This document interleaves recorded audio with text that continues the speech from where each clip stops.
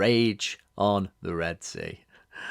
I'm not exactly sure what that means, but I do appreciate the fact they've gone for a tagline. Old school, right? Well, Joshua has got it all to prove. This is going to be a tough one. Yeah, this rematch should have already taken place. We shouldn't have to wait the best part of a year for meaningful rematches to happen.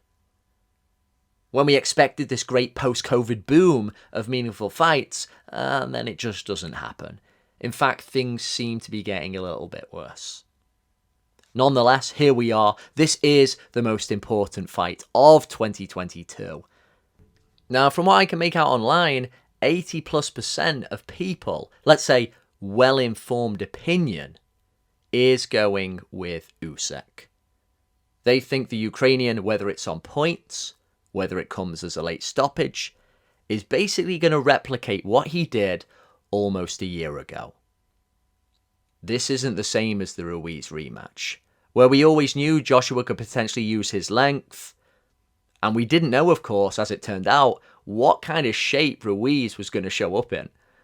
And he was like the epitome of a beached whale. No, Usyk is a consummate professional, so well-rounded, bags of world championship experience of fighting away from his home country, which now, being in the situation it's in, seems to have honed his focus even more. Now, with the addition of Robert Garcia, we're obviously trying to shake things up to hopefully work miracles in a short space of time. Is it a little bit too in vogue these days to get rid of trainers when you lose? Or was indeed Joshua with McCracken for too long, as I've heard some people say? The proof is in the pudding, isn't it? You get a lot of retrospective geniuses out there. Is he going to get a W or an L? That's all that matters. But normally, in order to gauge whether a trainer is good for a boxer, we have to have seen him a couple of times, right? Like with Andy Lee and Joseph Parker, who we can see he's making the Kiwi a little bit more assertive now. With Garcia and Joshua, there really is no telling how it's going to affect his performance. Most people agree this is more to do with Joshua's mentality. I am not the only person who sees a guy who's not fully sure of what he's doing in there, who doesn't have the confidence in his stamina, a little bit in his chin. When he was tagged in round 3 of the first fight against Usyk, it wasn't that he just got shook a little. It was more the fact that he panicked. Look at his face when that sweeping left catches his jaw. He cannot have that mentality in this rematch. Even if he does feel a little bit vulnerable, he has to accept the fact he could get stopped. It's the easy cliche for the trainer to try and say to the fighter, but it's something the fighter has to come to terms with. I recognize I can get stopped. I might punch myself out. But this is what I need to do to get this guy out of there. I'm going to make the ring small. I'm going to make the smart moves forward and not allow him to dictate from ring center.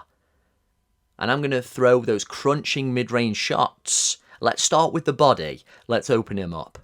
Because the idea of Joshua catching him with a sweet little counter, like he say did to Charles Martin all those years ago now, the likelihood is very low. Usyk is always the one who's going to be thinking quicker, making all those little adjustments with his feet. He's always going to be using feints, which Joshua has to try and not bite on. He has to physically move forward. He has to position this guy nearer the ropes. It's not just about being aggressive. That's the oversimplification. We're talking about Joshua needs to position Usyk into little corners and places he doesn't really want to be, where his feet square up a little and he's more vulnerable to those powerful clusters. The real problem for Joshua, what could make this fight checkmate for Usyk, is if Josh manages to get into a trade-off and then actually gets the worst of it. There's this idea that if Joshua is aggressive, if he gets in position, he unloads, he wins, or he at least makes a dent. That might not even happen. Usyk is a broad 6'3". He's broader than Joshua, and he knows this guy's going to try and be aggressive. he is going to be preparing those counters. And if he can walk Joshua onto one of those sweeping left hands, if he sees a wobble, I think he's going to go for it a bit more.